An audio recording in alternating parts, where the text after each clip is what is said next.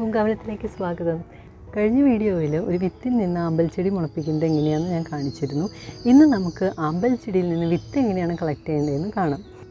ഒരു പൂ വിരിഞ്ഞതിന് ശേഷം അതിൽ പരാഗണം നടന്നാൽ മാത്രമാണ് ആ പൂവിൽ വിത്ത് ഉണ്ടാവുകയുള്ളൂ. അതുകൊണ്ട് ആമ്പൽ പൂ വാടിയതിന് ശേഷമാണ് അതിൽ വിത്തുണ്ടോ ഇല്ലയോ എന്നുള്ളത് നമുക്ക് ഉറപ്പിക്കാൻ സാധിക്കുകയുള്ളൂ. അപ്പം എങ്ങനെയാണ് വിത്തുള്ള പൂവ് ഇല്ലാത്ത പൂവും തമ്മിൽ തിരിച്ചറിയാൻ പറ്റുകയെന്ന് നോക്കാം. ഈ ഒരു മുട്ട് നോക്കൂ, ഇത് മുട്ടല്ല, വാടിക്കഴിഞ്ഞൊരു പൂവാണ്.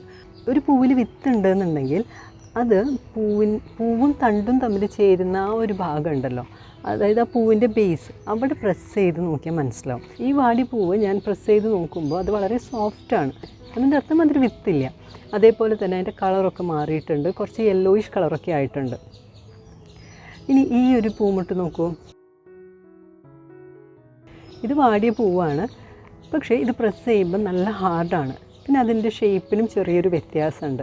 പൂവിൻ്റെ ഭാഗം കുറച്ചിങ്ങനെ ബൾജായിട്ടിരിക്കുന്നുണ്ട്, തണ്ട് കുറച്ചിങ്ങനെ ബെൻഡ് ചെയ്തിട്ടുണ്ട്.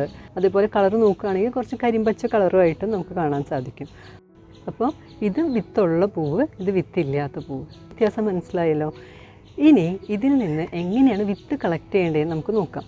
വിത്ത് പാകമായി കഴിയുമ്പോൾ ഈ പൂമൊട്ട് പൊട്ടി അതിൻ്റെ ഉള്ളിൽ നിന്ന് വിത്ത് റിലീസ് ചെയ്യാണ് ചെയ്യുക. നേരെ വെള്ളത്തിലേക്കാണ് വീഴുക. ആമ്പൽ വിത്ത് വളരെ ചെറുതാണല്ലോ, അപ്പോൾ വെള്ളത്തിൽ നിന്ന് നമുക്കത് കളക്ട് ചെയ്യാൻ ബുദ്ധിമുട്ടായിരിക്കും. വിത്ത് കളക്ട് ചെയ്യാനായിട്ട് ഞാൻ എന്താ ചെയ്യണമെന്ന് കാണിച്ചു തരാം. ഞാൻ ഇതേപോലെ ചെറിയൊരു പ്ലാസ്റ്റിക് കവർ എടുക്കും. എന്നിട്ട് ഈ മുട്ട് പ്ലാസ്റ്റിക് കവറിൻ്റെ ഉള്ളിലേക്ക് ആക്കിയിട്ട് ഒരു നൂലോ അല്ലെങ്കിൽ റബ്ബർ ബാൻഡോ ഉപയോഗിച്ച് നന്നായിട്ട് കെട്ടും.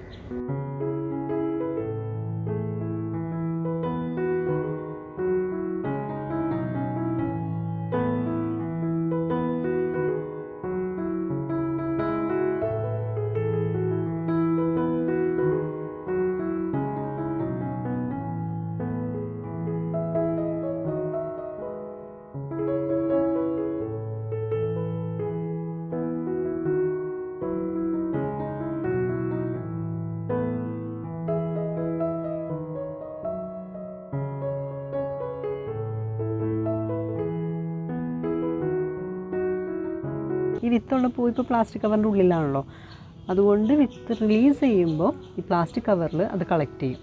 അപ്പോൾ നമുക്ക് ശേഖരിക്കാൻ എളുപ്പമാണ്. ഇപ്പോൾ നമ്മൾ വിത്ത് കളക്ട് ചെയ്തില്ലെങ്കിൽ താഴെ ഇത് വീണ് മുളയ്ക്കും. ഇപ്പോൾ കൂടുതലും എല്ലാവരും ചട്ടികളിലല്ലേ ആമ്പലൊക്കെ വളർത്തുന്നത്.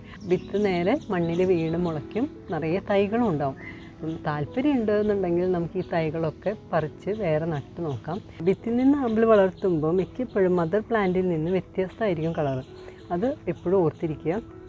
ഇപ്പം എൻ്റെ വീട്ടിൽ ആദ്യം ഉണ്ടായിരുന്നത് ഈ ഡീപ്പ് മജന്ത കളറാണ്, പക്ഷെ അതിൻ്റെ വിത്തിൽ നിന്ന് മുളപ്പിച്ച ചെടികളിൽ വിരിഞ്ഞത് ലൈറ്റ് പിങ്കും വൈറ്റ് കളറുമാണ്.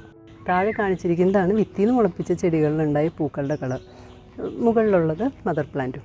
മദർ പ്ലാന്റിൻ്റെ സെയിം കളർ കിട്ടാനുള്ള സാധ്യത വളരെ കുറവാണ്. ഇന്നത്തെ വീഡിയോ നിങ്ങൾക്ക് ഇഷ്ടപ്പെട്ടു എന്ന് വിചാരിക്കുന്നു. അടുത്ത വീഡിയോയിലൂടെ വീണ്ടും കാണാം. താങ്ക്